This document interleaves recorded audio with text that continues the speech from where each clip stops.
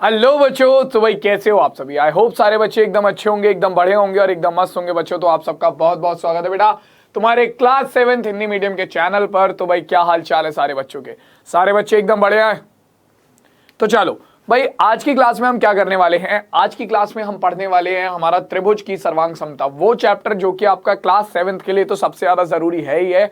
क्यों? क्योंकि आपके जो क्लास 7th के एग्जाम्स होंगे उसमें इस चैप्टर में से क्वेश्चन ना आए ऐसा नहीं हो सकता। और दूसरा, ये चैप्टर बच्चों आपका क्लास 9th के लिए भी बहुत ज्यादा जरूरी है। क्यों? क्योंकि बेटा क्लास 9th में एक चैप्टर है त्रिभुज, जो कि पूरा का पूरा यही चैप्टर है। मतलब जो तुम यहां पर पढ़ोगे वही चीज तुम उस क्लास 9th में पढ़ोगे और थोड़ा सा बस बड़े रूप में। ठीक है, तो ये वाली जो चीज है वो बहुत ज्यादा जरूरी है बच्चों क्लास 9th के उस चैप्टर के लिए भी। लेकिन अगर क्लास 9th चलो अभी बहुत दूर है, उसके लिए बारे में बात भी ना करें, तो तुम्हारा क्लास अपनी जो 7th है उसके लिए चैप्टर जरूरी क्यों है? उसके लिए चैप्टर जरूरी इसलिए क्योंकि इसमें से काफी सारे सवाल तुम्हारे पेपरों में पूछे जाएंगे, तुम्हारे अच्छे खासे नंबर का इसमें से आने वाला है। ठीक है, अब दूसरे पॉइंट की अगर मैं बात करूं बच्चों, सुनो। जैसा कि मैंने आपको बता रखा था कि जैसे ही अपने चैनल पर 1000 सब्सक्राइबर्स पूरे होंगे मैं लेकर आ रहा हूं आप लोगों के लिए आस्क मी एनीथिंग का पार्ट 2। तो ठीक है बच्चों, डेट डिसाइड हो चुकी है, टाइम बिल्कुल डिसाइड हो चुका है। कल मैंने एक शॉर्ट भी डाला था, उस शॉर्ट पर जाओ। ठीक है, उस शॉर्ट पर कमेंट करो जाकर कि भाई सर आपके कौन कौन से सवाल हैं जो आप मुझसे पूछना चाहते हो। क्योंकि डेट है 21 फरवरी, मंडे वाला दिन, जो कि है आपका किस दिन, मंडे वाले दिन, और ये होगा 2 बजे। ठीक है, तो जो भी बच्चे इंटरेस्टेड हैं वो सारे के सारे बच्चे अपने जो भी सवाल हैं तुम्हारे वो कमेंट्स में पूछ सकते हो बच्चों। तुम्हारा जो भी A to Z किसी भी तरीके का कोई भी छोटा बड़ा जैसा भी सवाल है, ठीक है, तुम पूछ सकते हो, मैं जवाब दूंगा उसका तुम्हारा आस्क मी एनीथिंग के पार्ट 2 में, जो कि होगा अपना मंडे वाले दिन। ठीक है, तो भाई अपने सवाल जो है कमेंट सेक्शन में पूछना बिल्कुल मत भूलना। कमेंट सेक्शन में दबा के सवाल पूछो, जो तुम्हें पूछना है मैं बताऊंगा। ठीक है, और लाइव सेशन होगा तो मस्त अपना वहां पर बातचीत करेंगे। ठीक है, चलो भाई अब बढ़ते हैं सीधा आगे और हमारा देखते हैं भाई सबसे पहले त्रिभुजों की सर्वांग समता। तो भैया त्रिभुजों की सर्वांग समता को समझने के लिए हमें सर्वांगसम आकृतियों को समझना बहुत ज्यादा जरूरी है कि सर्वांगसम आकृतियां क्या होती हैं। अब यार दो आकृति जो बिल्कुल दिखने में एक जैसी हो, डिट्टो सेम हो, ठीक है, वो आपकी सर्वांगसम आकृतियां कहलाती हैं। जैसे कि मेरे ये 2 हाथ, ठीक है, अगर मैं देखूं तो ये दोनों बिल्कुल भाई दिखने में बिल्कुल सेम है। एक सेकंड रुक जाओ, एक सेकंड रुक जाओ, बस एक सेकंड। ये देखो, ये रहे 2 हाथ, अब ये दिखने में बिल्कुल सेम है बच्चों। अगर मैं इस एक हाथ को उठाकर इस एक हाथ के ऊपर रख देता हूं तो पहला हाथ मेरा दूसरे वाले हाथ को पूर्णतः पूरी तरीके से घेर लेता है। तो यानी कि ये दोनों बिल्कुल सर्वांगसम है। ये हमारे 2 सिक्के, ठीक है। अब इस एक सिक्के जो है इसका आकार और इन दोनों की माप जो है बिल्कुल समान है। मतलब मैं अगर इस एक सिक्के को उठाकर इसके ऊपर रख देता हूं तो क्या होगा, दोनों सिक्के एक दूसरे को ढक लेंगे।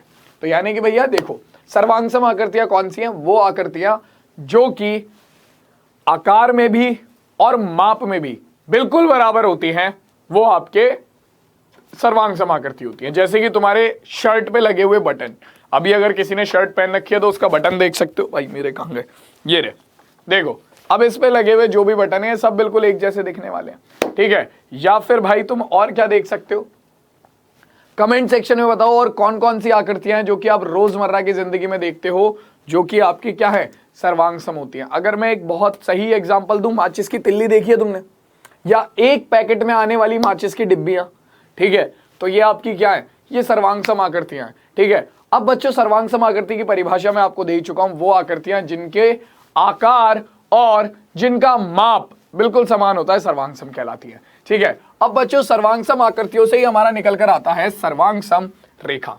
ठीक है, अब सर्वांगसम रेखा क्या होती है? जैसे कि अभी मैंने आपको बताया कि सर्वांगसम आकृतियां वो होती है जिनकी माप और आकार बिल्कुल बराबर होता है। तो बच्चों 2 रेखाएं हैं तो आकार तो दोनों का समान होगा ही होगा, लेकिन वो सर्वांगसम रेखा कब कहलाएंगी बच्चों? जब उनकी लंबाई या उनकी माप बिल्कुल बराबर हो जाती है। ठीक है, तो भैया आपकी ऐसी रेखाएं जिनकी माप बिल्कुल बराबर हो, जैसे कि आप देख सकते हो, अब ये वाली रेखा उठाकर अगर मैं इसके ऊपर रखता हूं तो ये दोनों एक दूसरे को पूरी तरीके से ढक लेती हैं, पूरी तरीके से ढक लिया। तो बच्चों ये दोनों रेखाएं क्या है, इन दोनों की लंबाई बिल्कुल बराबर है। ठीक है, और ये दोनों रेखाएं इस प्रकार की रेखाएं जिनकी लंबाई बराबर होती है उन्हें हम कहते हैं हमारा सर्वांगसम रेखा। ठीक है, अब बच्चों सर्वांगसम रेखा का ये सबसे बढ़िया उदाहरण था जो कि मैंने आपको दे दिया कि भैया आप एक रेखा को उठाकर दूसरे के ऊपर रखते हो तो वो पूर्णतः उसे ढक लेती है, तो सर्वांगसम रेखा होती है। ठीक है, अब जैसे कि सर्वांगसम रेखा है वैसे ही आता है तुम्हारा सर्वांगसम कोण भी। सर्वांग कोण क्या है भाई? अब ये तो देखो, सर्वांग कोण बच्चों कुछ नहीं है, सिंपल सी एक चीज है। क्या बच्चों? दो कोण, आपके दो ऐसे कोण जिनकी माप जो है वो बिल्कुल बराबर हो, ठीक है, वो सर्वांग समकोण कहलाता है। जैसे कि मान लो ये कोण है 45 डिग्री का, ठीक है, और मैं कोई और एक और कोण बना देता हूं, ये कोण भी मान लो है 45 डिग्री का। तो बेटा ऐसे कोण जिनका आकार बिल्कुल समान होता है वो सर्वांग समकोण कहलाते हैं। अब ये दोनों तो आपस में सर्वांग सम हैं, लेकिन अगर मैं कोई कोण बना देता हूं 60 डिग्री का तो वो इनके सर्वांग सम नहीं होगा। दो कोण जिनके माप बराबर होते हैं वो आपस में सर्वांग सम होते हैं। तो ये चीज आप लोग ध्यान रखोगे। क्लियर हो गया? सर्वांग सम कोण और सर्वांग सम रेखा सबको क्लियर हो गया? किसी को जरा सा भी कोई डाउट नहीं बचा? ठीक है, चमक गया मतलब अच्छे से? जल्दी से बताओ कमेंट्स में कि चमका कि नहीं चमका? चमक गया? चलो, तो भाई सर्वांग सम रेखा हो गया, सर्वांग सम कोण हो गया और सर्वांग सम आकृतियां भी हो गई। तो हमें एक चीज तो क्लियर हो गई कि वो आकृतियां जिनकी माप बराबर होती है वो आपकी सर्वांग सम के अंतर्गत आ ही जाएंगी। ठीक है, आकार बराबर हो, माप बराबर हो, वो आपकी सर्वांग सम आकृतियां हो जाती हैं। अब बच्चों हम आते हैं हमारे सर्वांग सम त्रिभुजों पर। तो बच्चों आपके ऐसे त्रिभुज, आपके बच्चों ऐसे त्रिभुज जिनमें क्या हो, जिनका देखो भाई दो त्रिभुज है तो दोनों त्रिभुज आकार तो पहले ही समान है, लेकिन अगर इन दो त्रिभुजों के माप भी समान हो जाएं, ठीक है, तो वो त्रिभुज आपके सर्वांग सम त्रिभुज कहलाते हैं। या फिर कहने का एक और तरीका है कि बच्चों ऐसे त्रिभुज जिनके सभी संगत भाग बिल्कुल बराबर होते हैं उन्हें हम सर्वांग सम त्रिभुज कहते हैं। अब आप कहोगे कि सर इतनी बड़ी बात आपने बोल दी, लेकिन ये तो बता दो कि संगत भाग कौन से होते हैं। तो मेरे बच्चों ध्यान से सुनो, अभी समझाऊंगा, समझ लिया तो समझ लिया, वरना बाद में बंटाधार है मेरे भाई। ठीक है, तो अभी समझ लेंगे हम आराम से कि सर्वांग सम हमारे त्रिभुजों के संगत भाग होते कौन से हैं। देखो भाई, अगर मैं इस त्रिभुज को उठाऊं, इस त्रिभुज को उठाकर और मैं इस वाले त्रिभुज के ऊपर रख देता हूं, बिल्कुल ऐसे, ये लो भैया रख दिया। ठीक है, तो भाई एक त्रिभुज को उठाकर दूसरे त्रिभुज के ऊपर रखने पर जो भाग, जो रेखा, जो कोण, जो शीर्ष जिस त्रिभुज की जिस रेखा, जिस बिंदु, जिस शीर्ष, जिस कोण के ऊपर आएगा वो उसका संगत हो जाएगा। जैसे कि तुम्हारा बहुत सिंपल सा पॉइंट है, देखो अब तुम जब इस वाले त्रिभुज को उठाकर इसके ऊपर रखते हो तो आपकी जो ये वाली भुजा है वो इस वाली भुजा के ऊपर आती है। अगर मैंने एक नाम दूं तो ए, बी, सी और एक्स, वाई, जेड। ठीक है, तो जब मैं त्रिभुज ए बी सी के ऊपर त्रिभुज एक्स वाई जेड को उठाकर रखता हूं तो मेरी जो एक्स वाई रेखा है वो ए बी के ऊपर आती है इस तरीके से। आ गई भाई? बिल्कुल आ गई, यहां पर आ गई। ठीक है, तो बेटा यहां पर ए बी और एक्स वाई बिल्कुल संगत है, ए बी और एक्स वाई जो है वो संगत है। सेम चीज बच्चों आपका बी सी रेखा के ऊपर वाई जेड रेखा आती है और ए सी रेखा के ऊपर आपकी एक्स जेड रेखा आती है। ठीक है, मतलब जो रेखा जिस रेखा को ढक रही है वो उसके संगत हो गई। सेम चीज जाती है आपका कोणों के साथ भी। ठीक है बच्चों, अब आप देखोगे जब आप एक्स वाई जेड त्रिभुज को उठाकर त्रिभुज ए बी सी के ऊपर लेकर आते हो तो जो कोण एक्स है, ठीक है, यहां पर देखो जो कोण एक्स है वही कोण चलते चलते कोण ए के ऊपर आ गया। ठीक है, यानी कि बच्चों हमारा कोण एक्स जो है वो कोण ए को ढूंढ रहा है, मतलब कि कोण ए एक्स जो है वो कोण ए को ढक रहा है। ठीक, ऐसे ही तुम्हारा कोण बी जो है वो कोण वाई के द्वारा ढका जा रहा है। ठीक है, और कोण सी जो है बच्चों वो कोण जेड के द्वारा ढका जा रहा है। तो बच्चों ये आपस में क्या होंगे? ये आपस में संगत भाग होंगे। ठीक है, तो भाई आपके दो त्रिभुज तब सर्वांग सम कहलाते हैं जब उनके सभी संगत भाग बराबर होते हैं, यानी कि तीनों संगत भुजाएं बराबर हो, तीनों संगत कोण बराबर हो तो त्रिभुज सर्वांग सम होते हैं। ठीक है, या फिर आप ऐसे भी कह सकते हो कि दो सर्वांग सम त्रिभुजों के सभी संगत भाग बिल्कुल बराबर होते हैं। ठीक है, और इसे हम क्या कहते हैं बच्चों? इसे हम कहते हैं बेटा CPCT।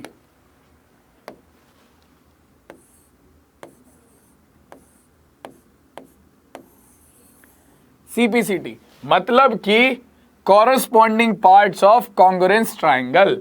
ठीक है, यानी कि हमारे सर्वांगसम त्रिभुजों के संगत भाग, ठीक है, corresponding parts of congruence triangle, CPCT. ये काफी जगह आप लिखा हुआ देखोगे तो वहां से समझ जाना इसे क्या कहते हैं, सीपीसीटी, ठीक है। तो भाई सर्वांगसम त्रिभुजों के सभी संगत भाग बराबर होते हैं। अब सर्वांगसम त्रिभुज भी हमें क्लियर हो गया बच्चों, लेकिन सर्वांगसम त्रिभुजों को सर्वांगसम सिद्ध कैसे करा जाए। अब मुझे ये तो पता लग गया कि भैया सर्वांगसम त्रिभुज वो हैं जिनके सभी संगत भाग बराबर होते हैं, यानी कि ऐसे त्रिभुज जो एक दूसरे को पूरी तरीके से ढक लेते हैं सर्वांगसम त्रिभुज कहलाते हैं।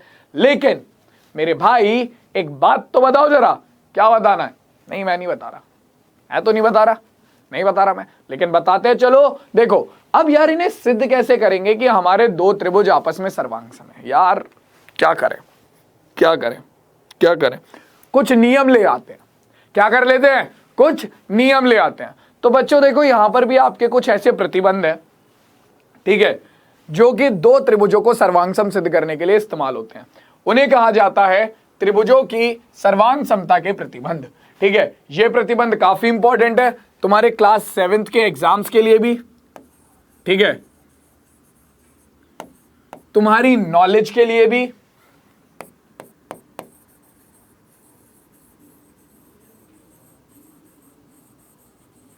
ठीक है, और तुम्हारी क्लास 9th के लिए भी, ठीक है। तो भैया ये बहुत ज्यादा जरूरी है कि ये वाला टॉपिक तुम लोग ध्यान से कर लो, ठीक है। अब बच्चों देखो, त्रिभुजों की सर्वांग समता के जो हमारे प्रतिबंध होते हैं वो क्या क्या प्रतिबंध है। सबसे पहले एक एक करके हम सारे प्रतिबंधों पर चलेंगे। नाम बड़े बड़े हैं इन प्रतिबंधों के, बहुत मिनट से पहले याद हो जाते हैं। जैसे कि सबसे पहला नाम है तुम्हारा SSS प्रतिबंध। भैया ये SSS क्या है? SSS प्रतिबंध भाई साहब क्या है ये SSS? बताएगा कोई?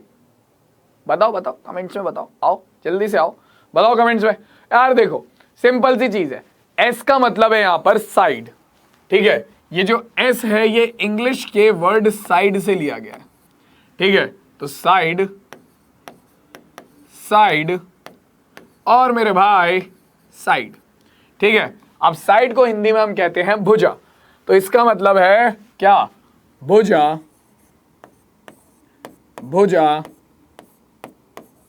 और भुजा, यानी कि यहां पर बच्चों क्या हो रहा है, नाम से ही हमें समझ में आ रहा है कि ये प्रतिबंध वो प्रतिबंध है जहां पर तीन भुजाओं के बारे में बात होगी।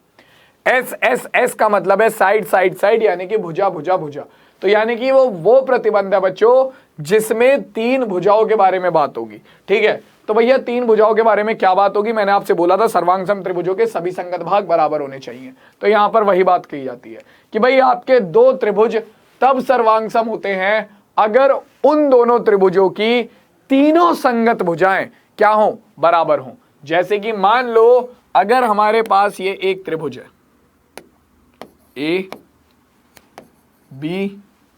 ABC और XYZ, ठीक है बच्चों। अब ध्यान से देखो, हमें क्या दिया जाता है बच्चों? हमें दिया जाता है कि हमारा जो AB है वो XY के बराबर है। AB बराबर है XY के, ठीक है। आपका जो BC है वो बराबर है YZ के, BC बराबर है YZ के, और आपका जो बच्चों क्या है, आपका जो CA है, ठीक है, वो ZX के बराबर है। क्या है? ZX के बराबर है। यानी कि एक त्रिभुज की तीन भुजाएं दूसरे त्रिभुज की तीनों भुजाओं के बराबर हो गई। तो बच्चों यहां से आप लिखोगे कि आपका त्रिभुज ABC जो सर्वांगसम होगा वो किसके सर्वांगसम होगा भैया? तुम्हारा त्रिभुज XYZ के।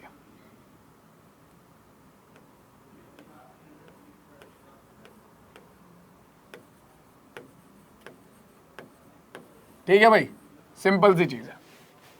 त्रिभुज ABC, देखो AB बराबर है XY के, BC बराबर है YZ के, और CA बराबर है ZX के, ठीक है। तो भैया त्रिभुज ABC आपका XYZ के सर्वांगसम होगा। ये है त्रिभुजों की सर्वांग समता की पहली कसौटी, SSS कसौटी। इसके बाद आती है बच्चों हमारी दूसरी कसौटी। क्या है भाई? दूसरी कसौटी है जो तुम्हारी त्रिभुजों की, वो है ASA कसौटी। ASA कसौटी क्या है भाई, ये है तुम्हारी, यहां पर A का मतलब है एंगल, एंगल को हिंदी में कहते हैं कोण, ठीक है। S का मतलब है साइड यानी कि भुजा, और A का मतलब है फिर से एंगल यानी कि कोण। तो बच्चों यहां से हम नाम से ही समझ सकते हैं कि दो कोण और उनके बीच वाली भुजा की बात हो रही है, दो कोण और उनके बीच वाली भुजा की बात हो रही है, ठीक है। तो भाई आपके दो त्रिभुज तब सर्वांग सम होते हैं जब उनके दो संगत कोण बराबर हों, जैसे कि यहां पर ये दोनों कोण बराबर हो गए और ये दोनों कोण बराबर हो गए, ठीक है। दो संगत कोण बराबर हों और उनको अंतर्गत करने वाली एक भुजा बराबर हो, ठीक है, ये बराबर हो गई इसके, तब आप कह सकते हो कि आपके ये दोनों त्रिभुज सर्वांग सम है। मान लो आपको दिया जाए त्रिभुज ABC और DEF, और आपको पता है कि भैया आपका जो कोण A है वो बराबर है कोण D के, AB जो है वो बराबर है DE के, और कोण B जो है वो बराबर है कोण E के, यानी कि दो कोण बराबर हो गए और उनके बीच की एक भुजा बराबर हो गई, ठीक है। तो त्रिभुज ABC सर्वांग सम हो जाएगा त्रिभुज DEF के। ये सिंपल सी चीज हमारी ये वाली कसौटी कहती है, या ये वाला प्रतिबंध कहता है, ठीक है। तो ये है बच्चों हमारा ASA प्रतिबंध, मतलब कि हमारे दो कोण और एक भुजा को बराबर सिद्ध करना है, ठीक है। पॉइंट क्लियर है। चलो अब देखो तीसरी कसौटी आती है हमारी SAS कसौटी, ठीक है। सेम वही चीज, S का मतलब हो गया भुजा, A का मतलब हो गया कोण, और फिर से S का मतलब हो गया भुजा। तो भाई पिछली बार दो कोण और उनके बीच की भुजा की बात थी, इस बार दो भुजा और उनके बीच के कोण की बात है, ठीक है बच्चों। तो दो भुजाएं हैं हमारे पास, कौन कौन सी, मान लो एक कोण ये वाला हो गया जो कि बराबर है, ठीक है, और इसे अंतर्गत करने वाली दो भुजाएं, जिन दो भुजाओं से मिलकर ये कोण बना है वो दोनों संगत भुजाएं अगर बराबर है, देखो भाई एक तो ये बीच वाला कोण और इन्हें अंतर्गत करने वाली दो भुजाएं अगर बराबर है, तो हम कहते हैं कि हमारे दोनों त्रिभुज सर्वांग सम होंगे SAS कसौटी से, ठीक है। तो ये है बच्चों हमारी तीसरी कसौटी SAS। और अब हम चलते हैं बच्चों हमारी चौथी और आखिरी कसौटी की तरफ, जो कि स्पेशली है हमारा समकोणों के लिए, ठीक है। तो समकोण त्रिभुजों की सर्वांग समता ये स्पेशली इन्हीं के लिए है, क्यों कि जब दो समकोण त्रिभुज आपको दिए हों तो उनका एक R का मतलब है यहां पर राइट एंगल यानी कि समकोण, ठीक है, H का मतलब है यहां पर हाइपोटेन्यूस यानी कि कर्ण, और S का मतलब है बच्चों यहां पर हमारा भुजा यानी कि साइड। तो बच्चों अगर दो त्रिभुजों में अगर आपने एक समकोण को, यानी कि दो दिए गए त्रिभुज अगर समकोण है, ठीक है, और उसमें आपने एक कर्ण यानी कि उन दोनों त्रिभुजों की कर्ण और उन दोनों त्रिभुजों की किसी एक संगत भुजा को बराबर सिद्ध कर दिया, तो वो दोनों त्रिभुज आपके क्या कहलाते हैं, आपस में सर्वांग सम कहलाते हैं RHS सर्वांग समता कसौटी से, ठीक है। तो भाई ये चौथी और आखिरी कसौटी थी, जो कि मुझे लगता है आप लोगों को अच्छे से क्लियर हो गई होगी। और बच्चों इसके साथ जो हमारा त्रिभुज वाला चैप्टर है वो कंप्लीट हो जाता है, ठीक है। तो आई होप आप सबको त्रिभुज वाला जो पूरा का पूरा चैप्टर है वो बड़े प्यार से समझ में आ गया होगा, ठीक है। अब बच्चों तुम्हें क्या करना है, अगर समझ में आया तो लाइक करो, चैनल को सब्सक्राइब करो, शेयर करो वीडियो को अपने सारे दोस्तों को, जितने भी तुम्हारे स्कूल वाले ग्रुप हैं, दोस्त हैं, उन सबको भेजो। और बच्चों आस्क मी एनीथिंग पार्ट 2 के क्वेश्चन पूछना बिल्कुल मत भूलना। 21 फरवरी मंडे को 2 बजे वो आने वाला है, तो तैयार रहना। मैं तुमसे मिलूंगा सीधा अब तुम्हारी अगली क्लास में, तब तक के लिए टेक केयर, टाटा और बाय बाय बच्चों।